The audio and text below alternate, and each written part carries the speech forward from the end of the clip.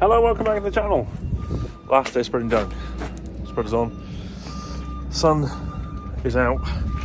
Now, I have got a bit of too much of a smile on the chain, so I've got to tighten the chains up. Customer in, with John Deere, picking up bales.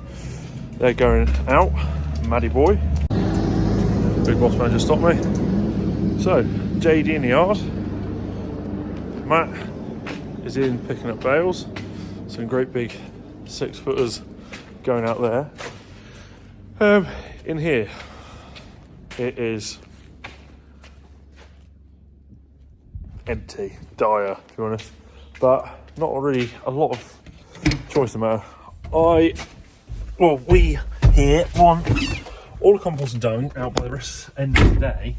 So, sorry guys, I'll put you back there. Okay then. So, we have got to get all the compost and dung out. This is a little bit late for us, but everything I'm putting out is fairly well chopped. A lot of the bedding material that I put out from down the bottom yard, none of that is really like silage around a feeder that needs some chipping up. Most of it is all the trash that's taken down from the factory, which is going out. So it goes out a bit like confetti, and yeah, it breaks down quicker and it goes down between the grass rather than sitting on top of it. So we've called today being the last day of that, or having a chance to get that out. So then that's done. Then the dung spreader can be washed off. Any string that gets around the beaters about that will be cleaned off, and well, that's done till next time we need to use it, which will be next year, or the end of the year. I'll probably get to it. So on we go.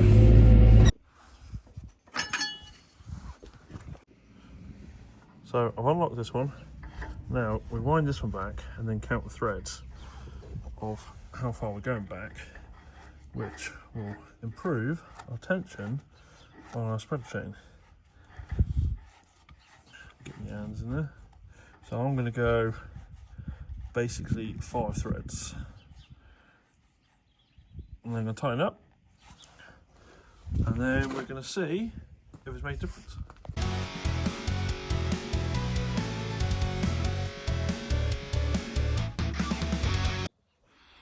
So now you can see the chain is up more level with the body of the spreader, and rather than being a smiley chain, because if you let the smiley chain get too bad, then basically the back sprocket of the dung spreader, it won't be sat on tight, and quite often they'll kick off, and then you get one slat that will end up bending and twisting around the back, and then if you're really unlucky, that gets caught by a beater, and then that beater rips that slat off and chucks it out the back of the spreader. Or worst case scenario, that slat ends up getting bent, twists it in, shears the shear bolt off the front. And especially when this really badly happens, is you are still fully loaded dung and you've got to clean the whole spreader out with a fork. Yeah, then basically with bars, get it all back in line, then tighten it all up, and then weld another slat. Not that I know, or this has happened before, but yeah, it's best to keep them tight, but not too tight. You don't want it absolutely bar straight line. There's a little bit of movement, bit of give in that as it is, because if you go the other way, then you can end up snap a chain or having other problems. Those problems I've never had, but the other problems I have had. So warning, always keep the smile to a grin and not to a really happy smile.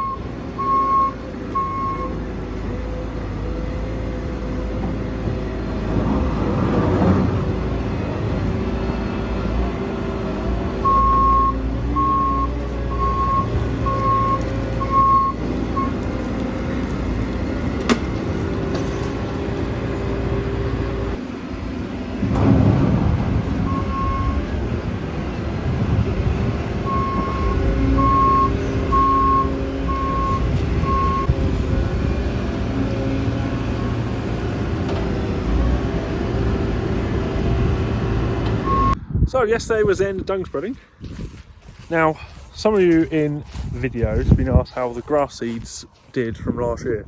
Now, I reckon on the look around, we've got about 80% take. There's areas out there which are as they were, but you get over sort of here where it's pretty good, right?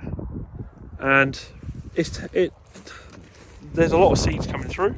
So even with that scorching hot weather, they went almost like lie dormant, and they've come back up now, because we were actually a bit worried that they've basically just gone, but they've actually come up with it, and now we've got sort of a really quite nice mix of grass in.